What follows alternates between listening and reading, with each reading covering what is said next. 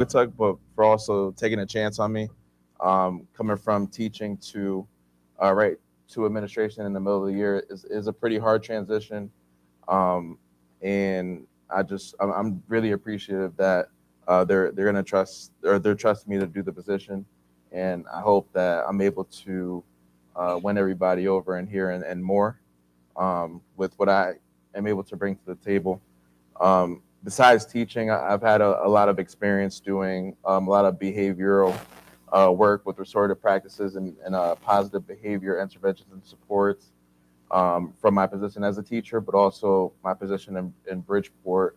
I've done a lot of trainings on restorative practices. And then on the flip side, I've done a lot of trainings on testing. I've done a lot of trainings on, um, IT things, technology based practices as well. Um, I've coached. I've been in the community in Bridgeport, and I also grew up in Danbury as well. I've been a part of both communities for a while, and I'm excited to be a part of this community. And I'm just hoping that I'm able to um, make some changes, but also make sure that whatever is working continues to work. And I want to be a part of the positivity and about the movement forward. So whatever I can do to make that happen, that's what I want to do. And so I hope that the board's decision will be a decision that uh, is the right one, and I hope everyone is able to see that. And so I just want to say I appreciate it. And, Thank you you. for allowing me to speak. We believe in you. We can't wait to get to work. Good job. Thank you.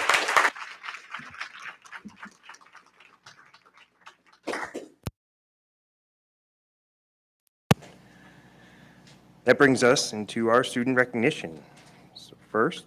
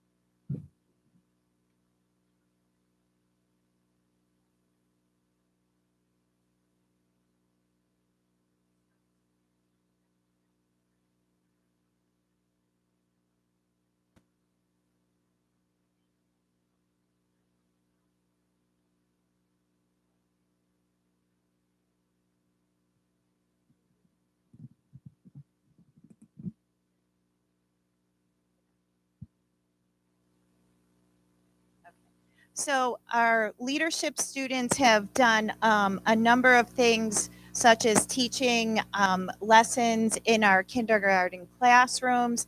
They helped organize our huge food drive that we did this year. They've done a lot with bus safety. So I'm sure they'll do a lot more as the year progresses, but we rely on them for an awful lot. So thank you to each one of you.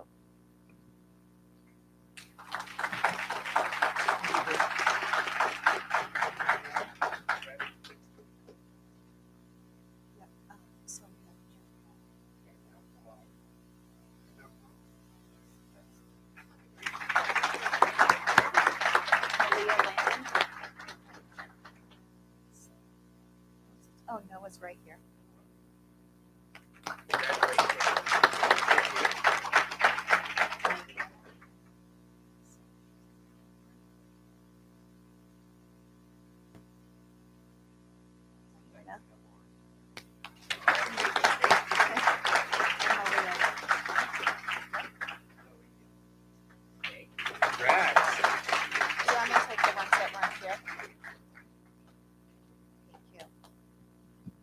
great job, guys. All of our Maple Hill students, come on up. Yeah, you're first. Come on. go. Can we line on up? And we have one of our students virtual. Hi. Couldn't have them miss out. So this year we have been focusing on the vision of the graduate. We all know that the vision of the graduate actually starts in the ECC, but carries over into our elementary schools.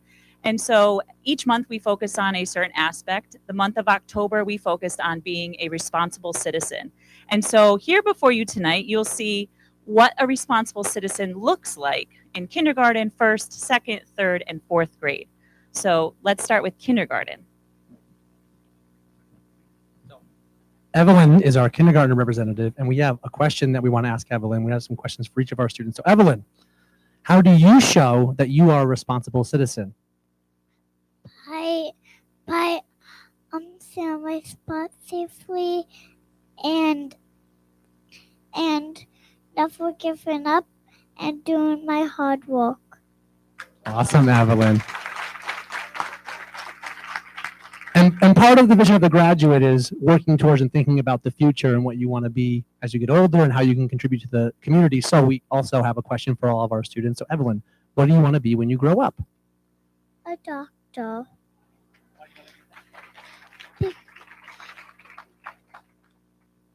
Because they help people when they're sick and they help people feel better. Right. Evelyn, do you want to come up and get your certificate? Come on up.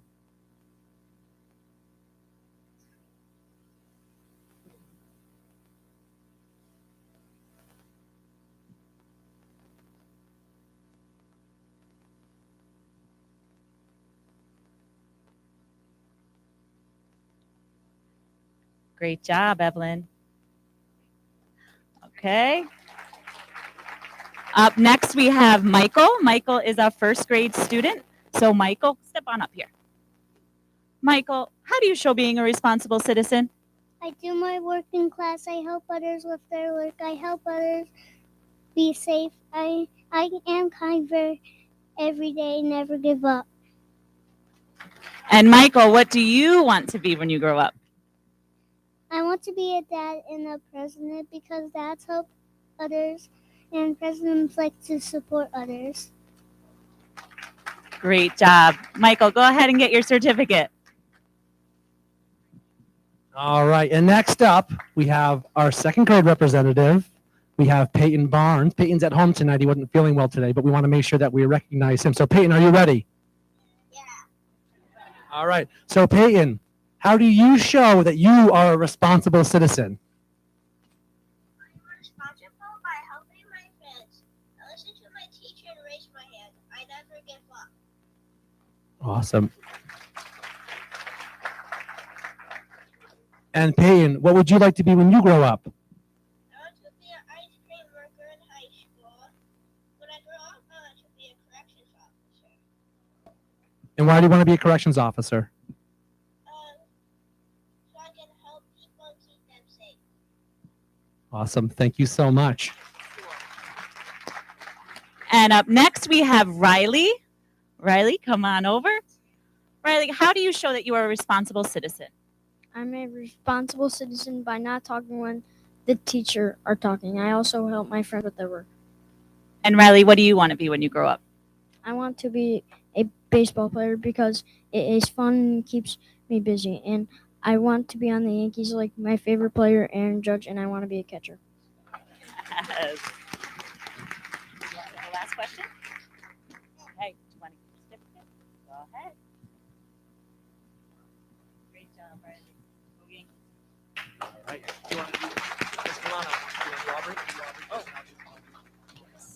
Up next, we have Aubrey Arizari. All right, Ms. Aubs. Aubrey, how do you show that you are a responsible citizen? I am responsible citizen when I listen to my teachers and follow the rules at Maple Hill. I always try my best on all of my work. Yes, you do. And Aubrey, what do you want to be when you grow up? When I grow up, I want to be a YouTube star because I love making videos and making people happy. And this is your debut because you are on YouTube right now and you made everybody happy here. Great work.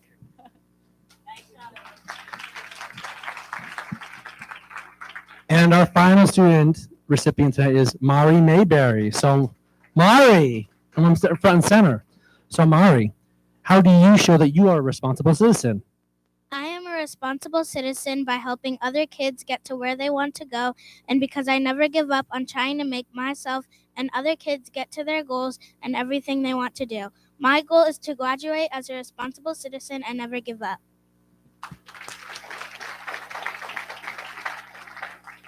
And Mari, what would you like to be when you grow up? When I grow up, I want to be a vet. I want to be a vet to not only take care of animals, but to make sure they are healthy and well. And one little follow-up question for Mari. Mari, how is being a responsible citizen, how will that help you achieve your dreams? Being a responsible citizen will help me get there by always trying and pushing the good in my heart to keep helping and to keep being me.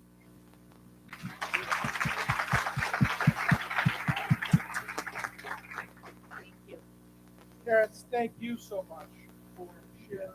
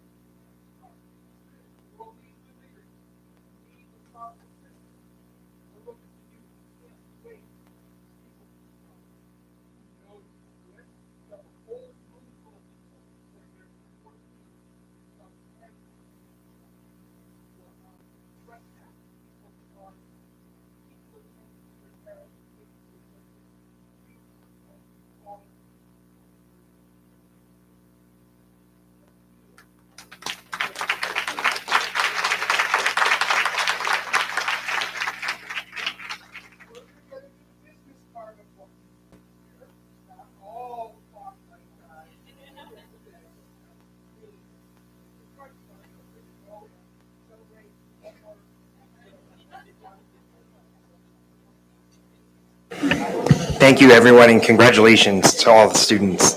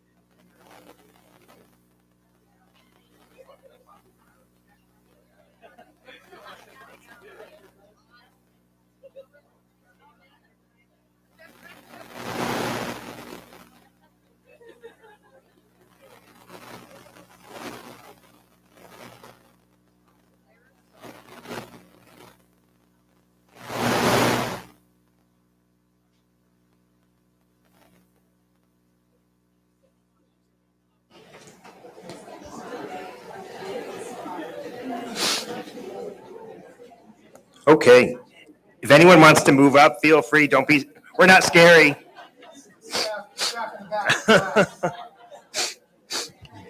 Right? They're always in the front, so they want to stay in the back this time.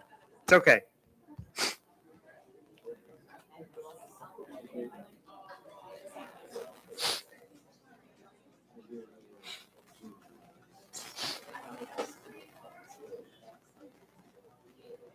Okay, so that'll bring us to public comment. If anyone from the public would like to make public comment, please step to the podium and state your name and address for the record.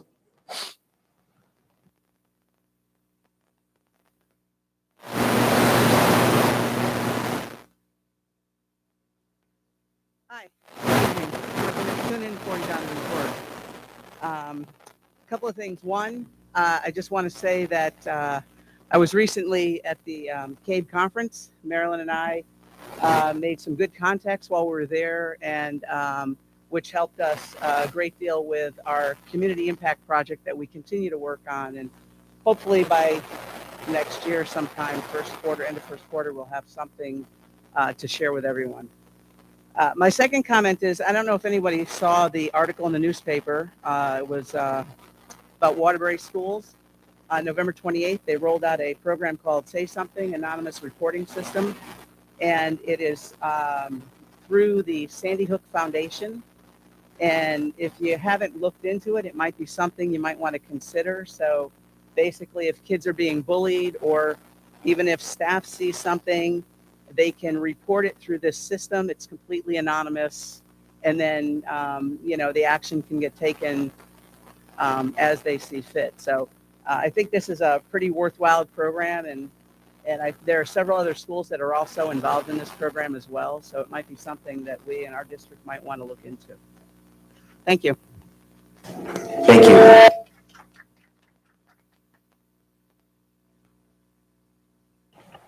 Okay. If any other members of the public would like to make public comment, please step to the podium and state your name and address for the record.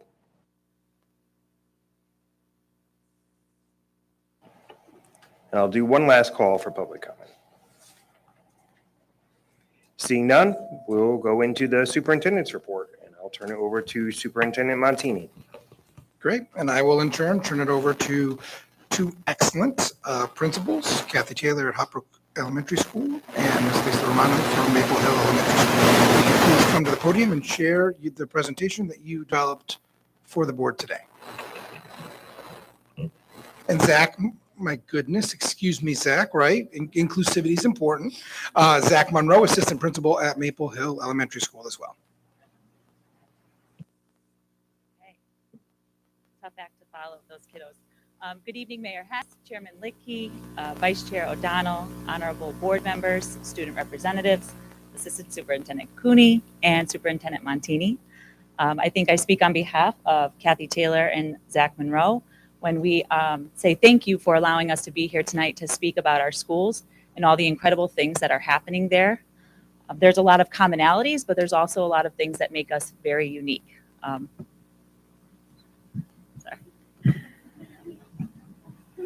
Oh, okay. So before we begin with the formal presentation, there is a wonderful group of people here that I do think need to be recognized. These are the people that really drive the work forward, and without them, nothing else is possible. And so I know that we have our Maple Hill and Hopbrook teachers here this evening, and I would love it if they would stand and just be recognized. Or not, teachers. Our teachers, our certified support staff, our paraeducators.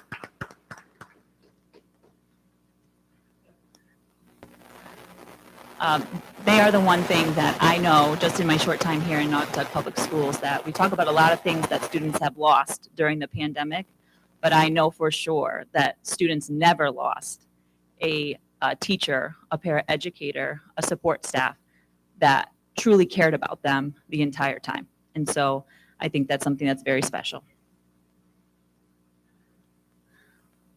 So when Kathy Taylor and I met to speak about what we really wanted to focus on this evening, immediately we knew that we needed to focus our attention on academic achievement. Student success is the very core of the work. It is why we are here, and we really felt strongly that we needed to realign our focus and really drill into the core of why we are here. With that being said, we cannot have high achievement and high growth for all students without having things like relationships, a focus on social emotional well-being for our staff and our students, and a focus on equity.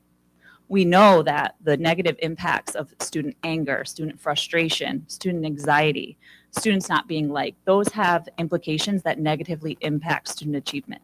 And so if we're not addressing those things, we cannot expect all students to learn at high levels. We know that the thing that will most accelerate student achievement is our collective self-efficacy of our teachers. And so if we're not taking care of our teachers, the work also will not move forward. And so it's very important to take care of our people. So I'll turn it over to Zach. Very much. So part of the work that we're doing each and every day is building strategies and building different ways that we help our students be successful, providing resources and providing different ways for our teachers to reach those students and to give them the tools that they need to become that vision of the graduate, to be successful academically, socially, emotionally. So we kind of labeled out a few different things that we've identified as core components of making sure that our students are achieving that academic excellence. So the first being strengthening our instructional core. So part of the work that we're doing each and every day is helping our teachers build their capacity to find new ways to engage their students, to find new pathways with educational resources and tools, and through each other. So working with each other both in their classrooms, through planning times together, and working with our coaches and myself and Ms. Romano to build up their skill sets and to build up their capacity in what they're providing for our students in the classroom. Again, as well as that, we use our TVAL and SEVAL process, where we work with our teachers to observe and go over different components of the classroom and how our students are working with each other, working with the teachers, working with our curriculum each and every day. Professional learning focus that we have for our school and our staff and our students this year is questioning and student discourse to increase our engagement. So that has been our core focus as we've gone into this school year, really focusing our students and our staff on making sure that we are asking those questions that bring forth those higher order thinking processes. So really helping them to create and develop and synthesize information to create new learning for themselves and their peers. We also at Maple Hill this year have really focused on building a multi-tiered system of support. So our students that are in need at all levels, whether they are tier 1 students who are currently meeting academic expectations, or we have students who might be at tier 2 or tier 3. I think that we've seen, and this was a great thing that was brought up last year, that normally tier 1 is the largest group of students, tier 2 is a group of students that we need support for, and tier 3 is our smallest group. I think that through the pandemic we've really identified that at this point tier 2 and tier 3 are much larger than they had been in the past, and we really are need effective ways to meet their needs as learners. And so some of the things that we've done at Maple Hill this year is to establish a way to get information, effective information, important information that helps us to individualize instruction and individualize interventions for our students in the different content areas. So we use such things such as M-Class, which is one of our reading-based platforms, and we use iReady, which is one of our math-based platforms, to help give us more information about student progress, about student growth, and then we're able to kind of make specific adjustments in instructional practices that help us to meet students where they are. And then as well as we use for our behavioral, social, emotional piece, we use our DESA platform that helps us identify students that might be in need of support with counseling services, or with meeting in peer relationships and building some of those social skills as well. We have also really focused on this year opening our doors and welcoming our community back into our school. Obviously, over the past few years, we have gradually been trying to create those opportunities, and this year we really have focused on making different events, working with our PTO, working with our teachers to make sure our community feels welcome and that we give them all the opportunities to be in our building, working with our students, working with us, so we have that larger sense of community within our school walls. So as an example, our fall conferences, we had a 97.79% attendance rate for our families, which is absolutely wonderful. That was between in-person, virtual, and through telephone calls. So which is wonderful that we had that. And then we also have our winter parent engagement events by grade level coming up over the next month. They've already started in November, and they're going to be continuing through break in December. And then we will also be planning for another more events coming up in the spring as well. We have our extended school day program this year, something that we began last year. We have expanded that program this year. So not only do we have literacy components where students who might need additional support in literacy or math have that opportunity to come in before or after school. And this year we're doing before school programs, and they're able to get that additional instruction, that extra dip that they might not, they might need to get them to that, to show that, close that gap and to show that growth. This year we've also expanded it to a social skills group. So one day a week, our school counselor is meeting with students and going over building social skills and adaptability skills in the classroom and in the community. And then this year, we are also lucky enough to have a theater program that will be beginning that will focus on all different types of skills. So first social, and then will be, the literacy components and public speaking. So there's all different kind of pieces melded together with this wonderful program that we'll be putting into place very soon.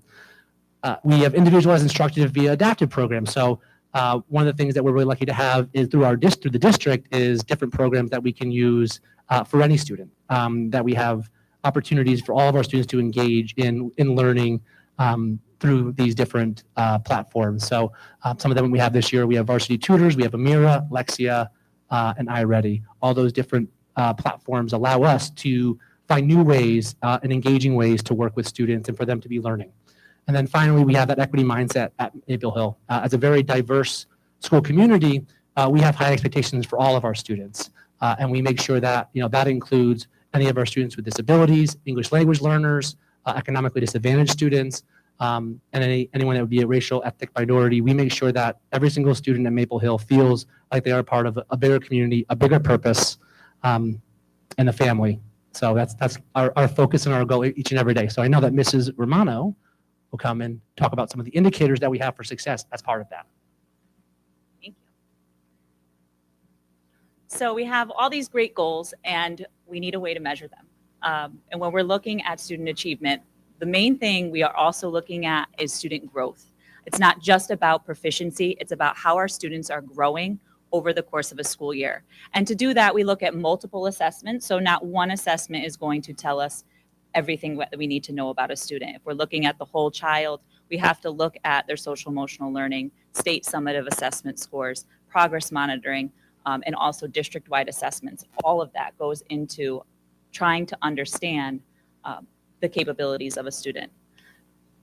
So right now, if this was March, we would have very concrete mid-year data to share with you to show for sure how our students are progressing through the school year. But right now what we have is some progress monitoring data. So those are quick checks in both mathematics and reading that are happening monthly. When our students are in tier 2, they're happening bi-weekly. And when our students are in tier 3, they are happening weekly. So we were continuously monitoring students according to their learning plans and their goals. One example of this, all of those supports put into place, we're going to highlight math this evening. So it's not just about, now these scores come from iReady, but a program is not going to move students forward. It's not about programs, it's about our people.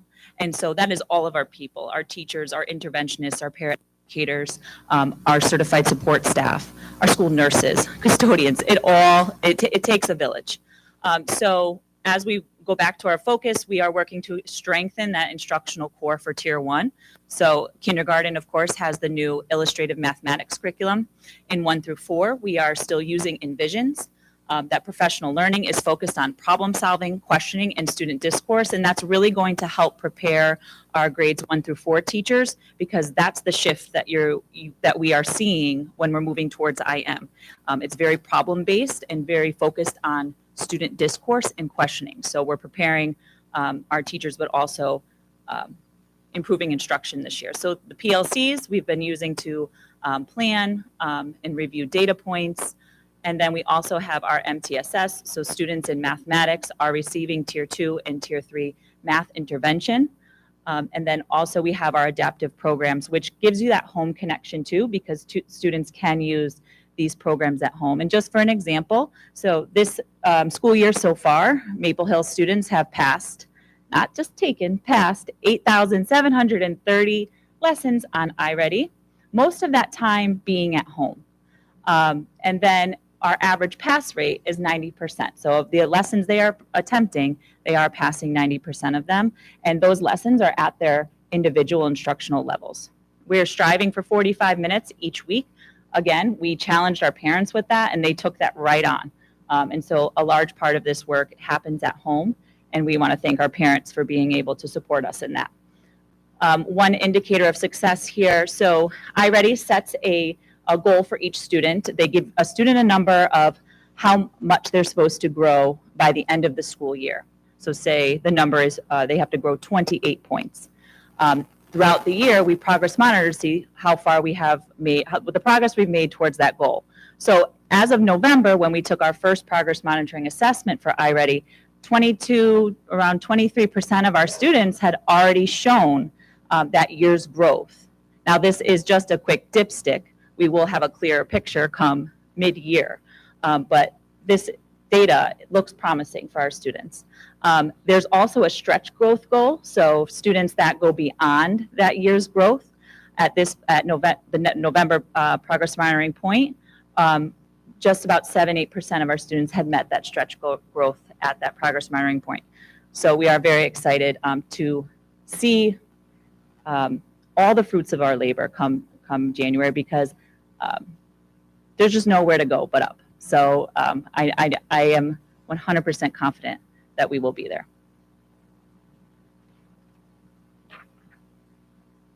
And then we just wanted to share some different photos from Maple Hill, and with a little saying to go behind it. At Maple Hill, we are continually building a culture that celebrates our diverse school community. From rolling out the red carpet to welcome our students and families to Maple Hill, collaborating with Naugatuck organizations to bring new learning opportunities and resources to our students, celebrating and honoring our students and members of our community, welcoming dignitaries such as Mr. Litke and Mayor Hess to connect with our staff and our students, finding pathways for our students to connect with and learn from our high school representatives who set the example for the vision of the graduate that our elementary students are working towards each and every day, are part of what makes Maple Hill such an amazing school. We hope that when people leave Maple Hill, they have a sense of belonging and happiness that fill them until the next time they visit.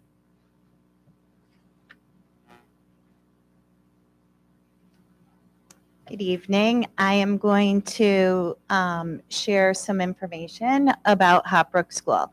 So on this first slide, you'll see the first visual is we are a no hands up school because we are a thinking school.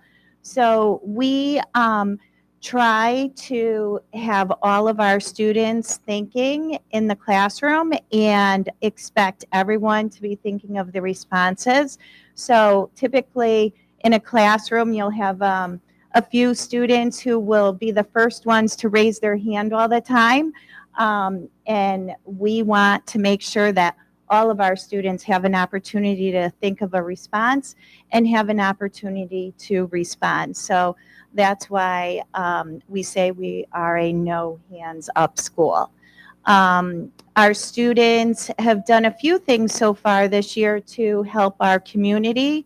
They sent letters to the veterans for Veterans Day, and we did a couple of food drives. We did some for our food pantry at school. I think we send home food to about 40 families weekly. And we also did our big food drive for the Naugatuck Food Bank.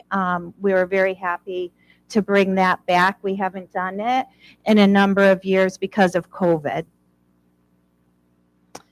I am also going to share some strategies specific to Hopbrook School that we have been working on to help make sure all of our students are progressing academically. So one thing that we noticed last year was our reading data, specifically phonics, was much lower than it had been in previous years.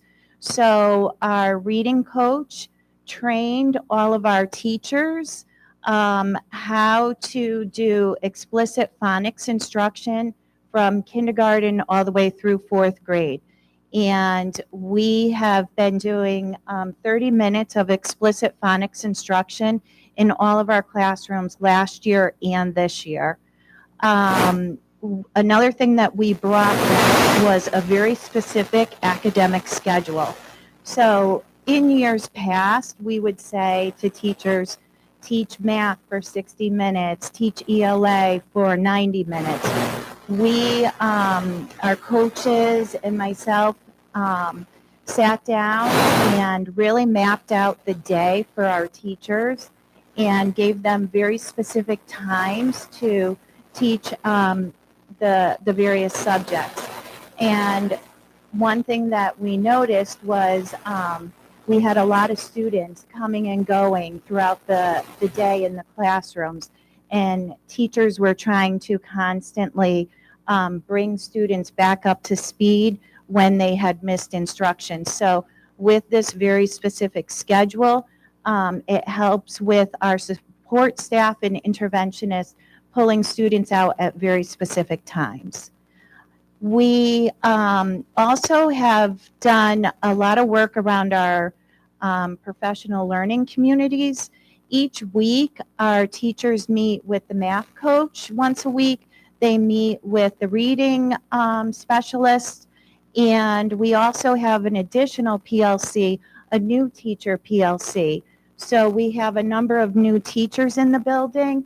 So the coaches and myself meet with the teachers and give them some additional learning that helps new teachers. In those math and ELA PLCs, teachers know that they are expected to bring student work samples every single time. Later on in the presentation, I will go through some work that we do around those work samples. We also have a lot of individualized coaching for our teachers provided by our coaches. They go into the classrooms with the teachers for a cycle. They're usually with them a few days and really tailoring the coaches, the coaching based on that individual student need. We are doing a lot with goal setting. So we set goals for our school, the teachers set goals, and our students set goals. What we have been asking teachers to do this year, and there's a sample on this slide, every classroom has their beginning year data for math and reading posted outside their door so that we're constantly aware of where our students are in their data and where they need to grow. The other visual is an example of our students in an explicit phonics instruction. And then just like Maple Hill, we're doing a lot with questioning, pre-planning those questions based on our learning targets.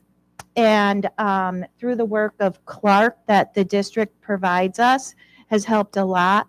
And then really focusing on high quality learning through planning. We have a specific template that we use.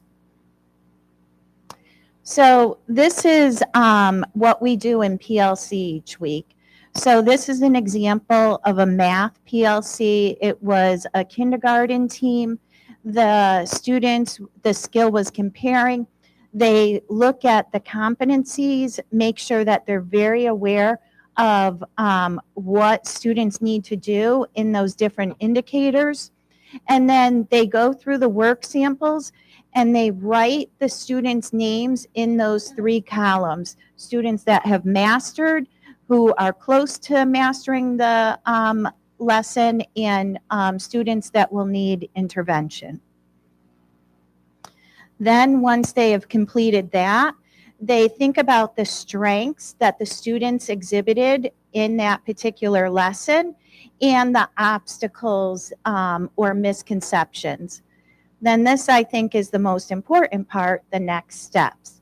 So based on the data, what are we going to do to help all of our students achieve that particular goal? And this is just an example of some of our reading data. So typically in the summer, we see a pretty significant slide. In kindergarten In first grade, we looked at our nonsense word fluency. So students need to determine the sounds, and then the oral reading fluency for second, third, and fourth grade. And so at the beginning of the year for kindergarten, those same students in first grade. So we really did not see the dip that we typically do from, the summer slide. So we're hopeful that the mid-year data will also continue in that same progression. And then these are just a couple of events that we have provided so far that connect to the work that we're trying to do academically. We had an author come in for Hispanic Heritage Month. We also had an author come in and have an assembly for all of our students. And then she also taught our third graders a writing workshop in each of their classrooms.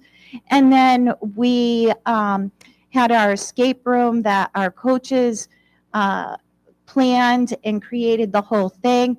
They worked with our art teacher, and for all the different habitats, the children created all of the artwork. And I think it was close to 180 families that we had come that night. It was a great event. And thank you very much for allowing us to share our presentation, and if you have any questions for us. Any questions? Okay, great job. Thank you guys very much.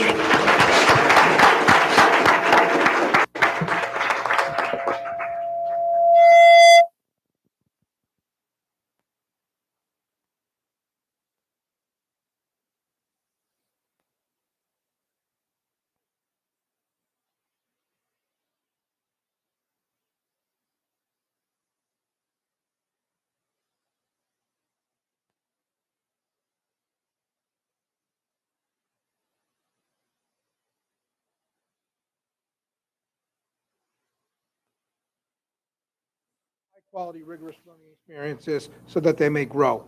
I heard today described schools committed to growth academically, socially, emotionally, with families. We saw evidence of beautiful children and families. It's what we're all about.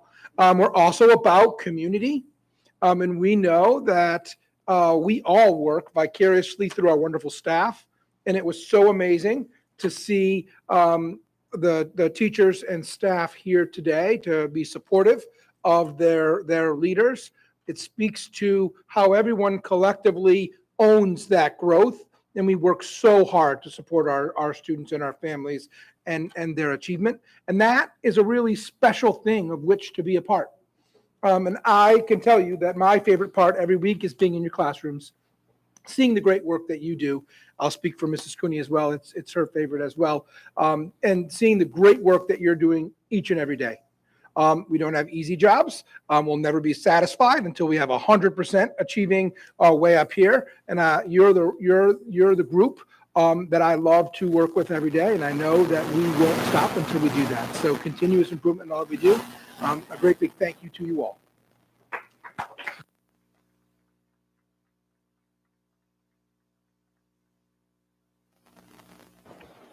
Great. Then the Alliance District narrative.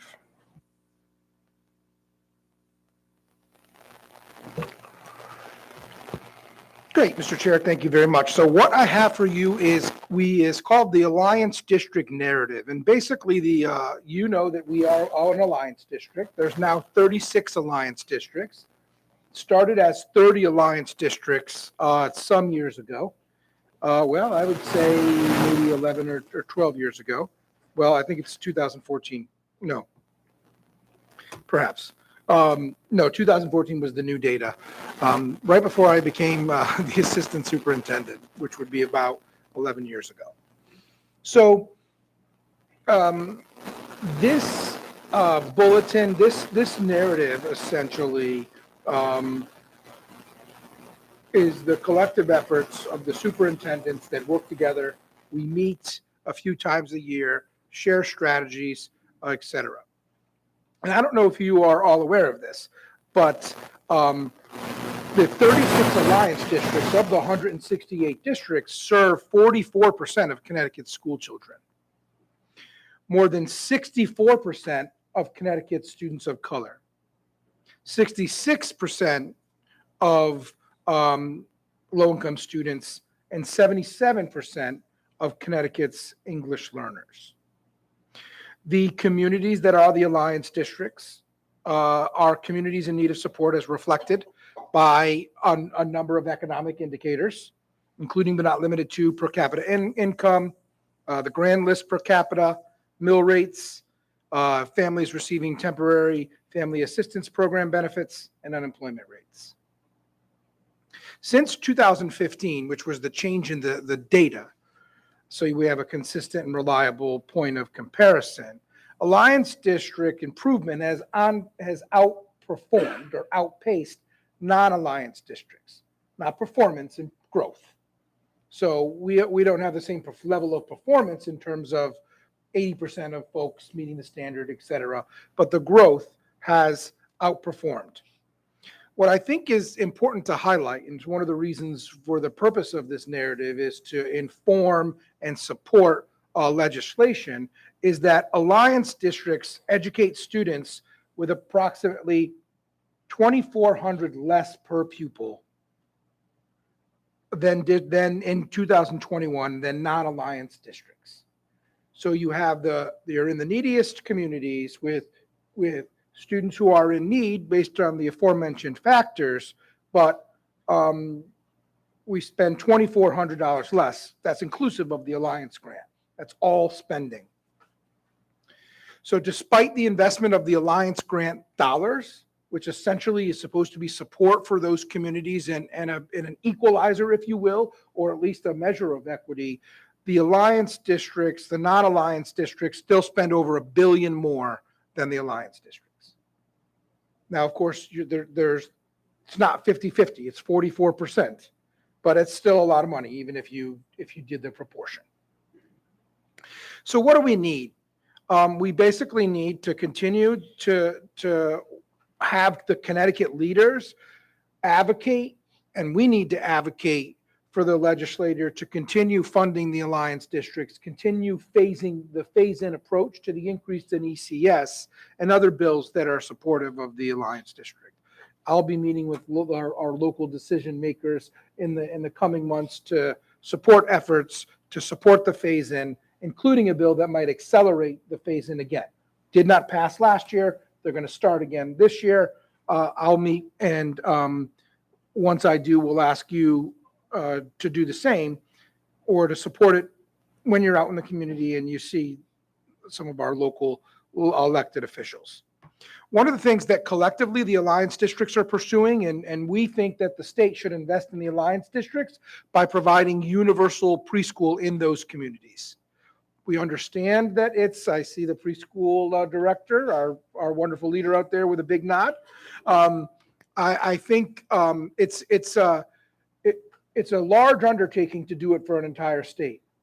However, I think that if they focused on the 36 Alliance districts where it's needed the most and make universal preschool become a reality, we would see the benefits in K-12 education and in our communities.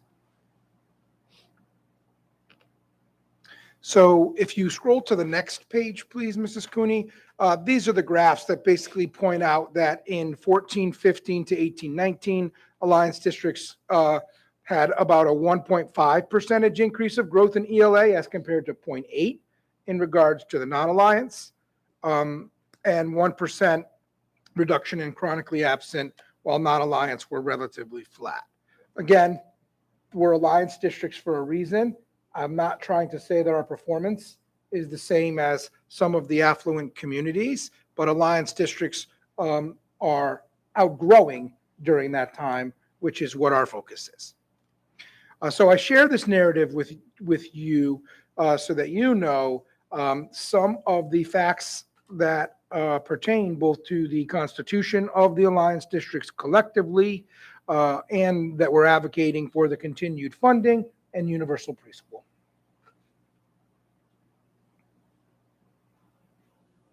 And I'm happy to answer any questions if you have them, or get back to you if you don't.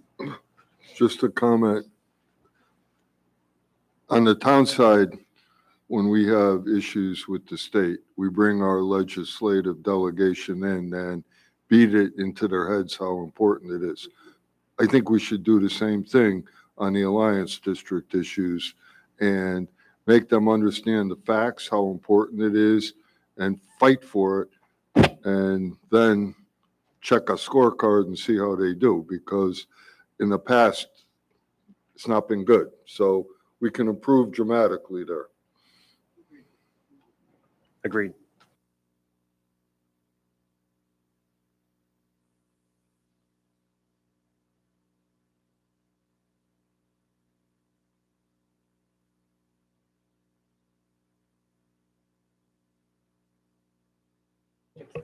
I'll estimate 169, but sometimes you get like the special, like NFA, Norwich Free Academy, which is a high school, but it's its own district. So 169, some charter schools find their ways into it. So sometimes it gets closer to 200. But in terms of generally, it's 169.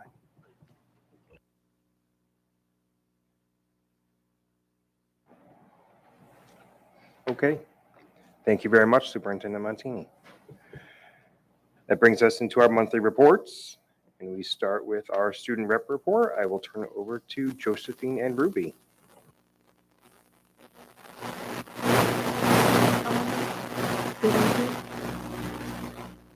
Is it on? Can you guys hear me? Okay. Sorry, just a few updates for everyone tonight. In the 2 weeks before Thanksgiving, we had our at the high school. So that all led up to the pep rally, which was led by senior class representatives, which in my opinion was a huge success. At the pep rally, students participated in musical chairs. Seniors in sports and band were recognized for their achievements. The band gave an amazing performance, and the annual Naugatuck vs. Ansonia mock football game was held. And then, like I said, leading up to the pep rally, students participated in 7 days of Spirit Week, including Noggy Pride Day, Color Wars, Biker vs. Surfers, which is from Teen Beach Movie, and Decades Day. Also, our high school fall sports seasons have come to a close, and students have begun training for the winter season. So good luck to them.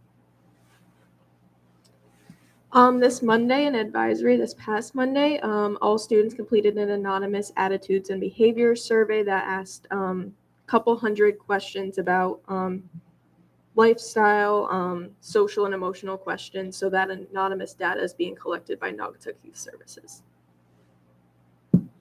Also, seniors have continued to prepare for their post-secondary lives by completing the FAFSA, filling out college applications, and receiving career planning services. So good luck to all of them and all of the seniors who have early action, early decision results coming out later this month.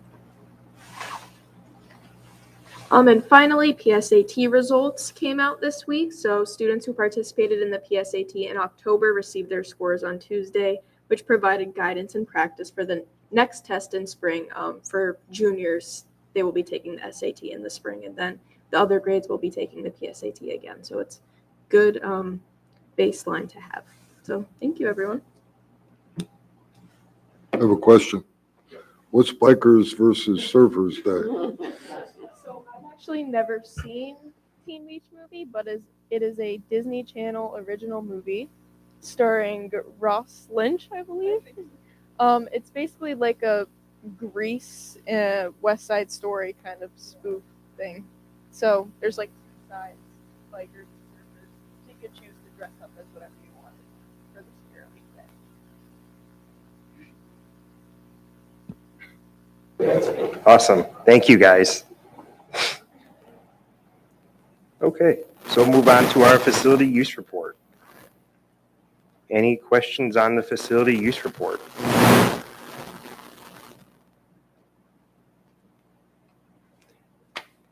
Seeing none, we'll move on to our human resources report.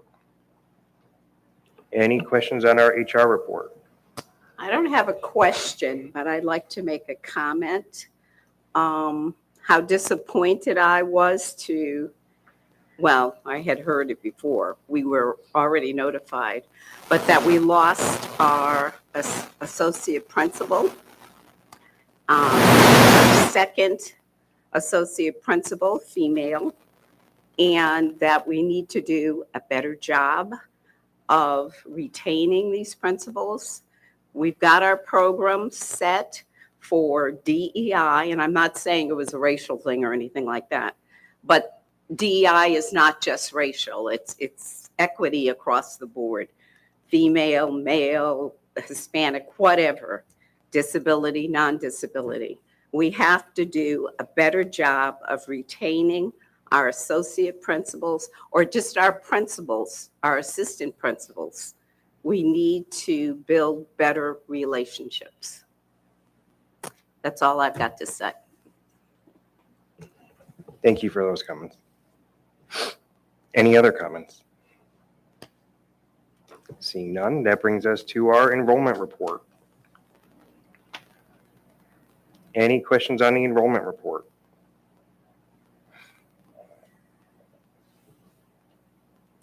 Seeing none, brings us to our finance report. Any questions on our finance report?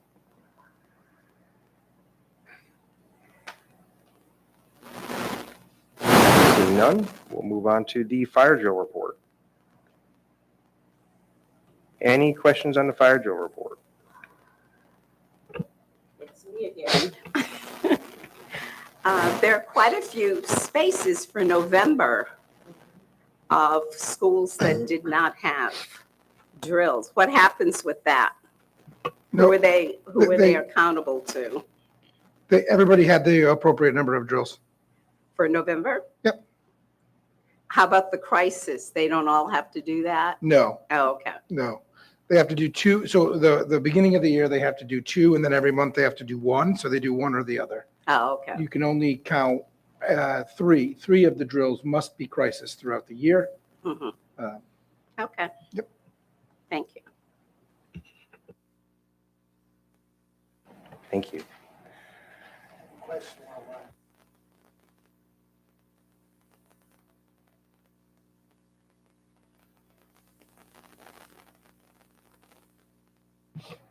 Mrs. Risk, are you aware if the bus company did the evacuation drills this year?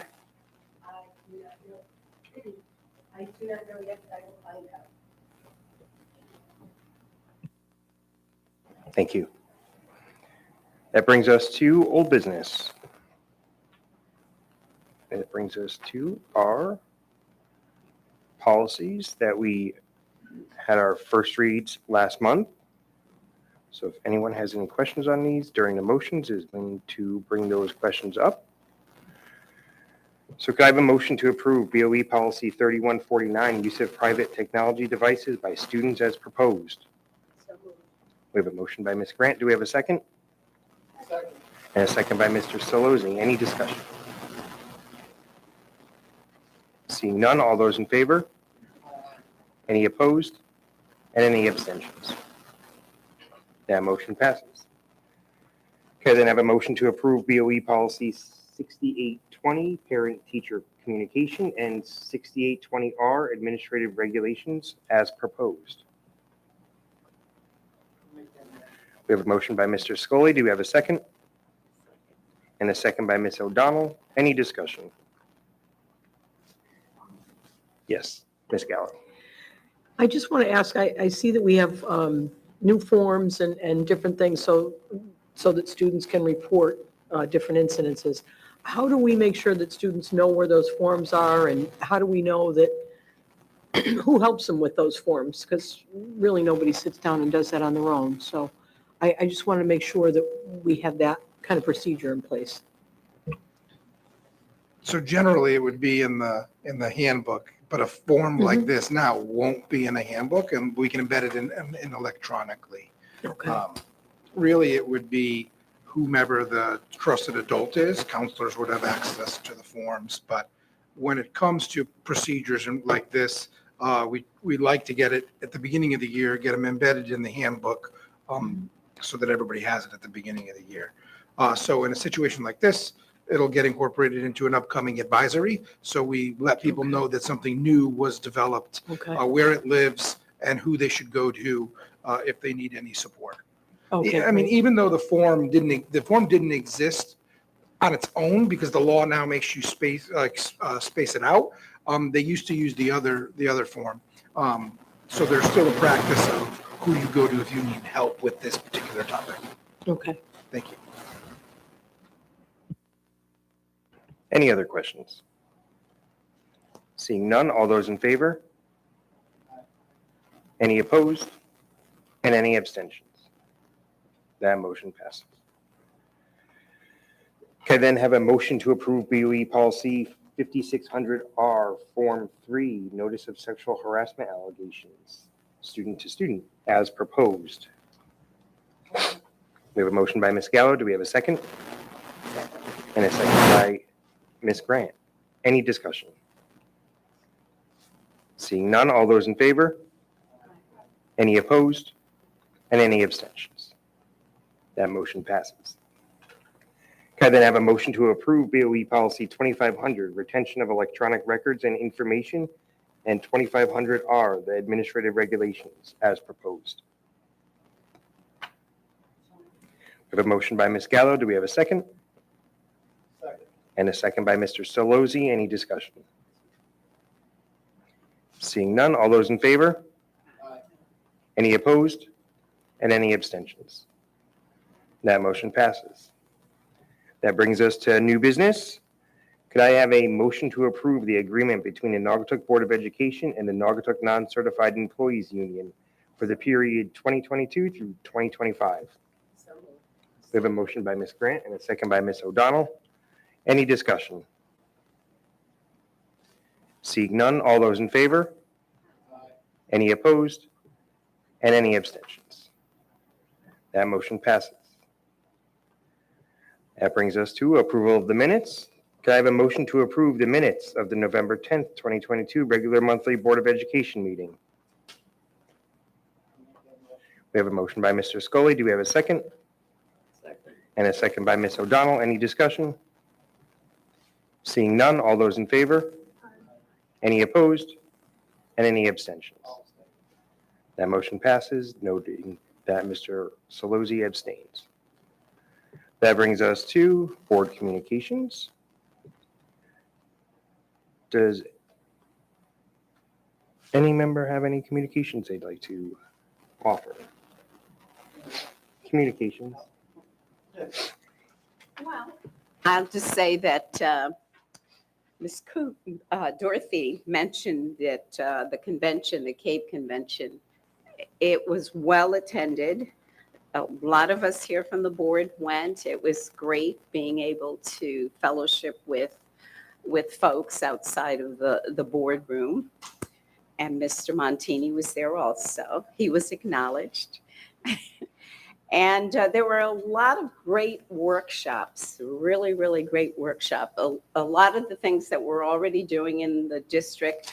And one that I actually moderated one of the sessions on teacher retention.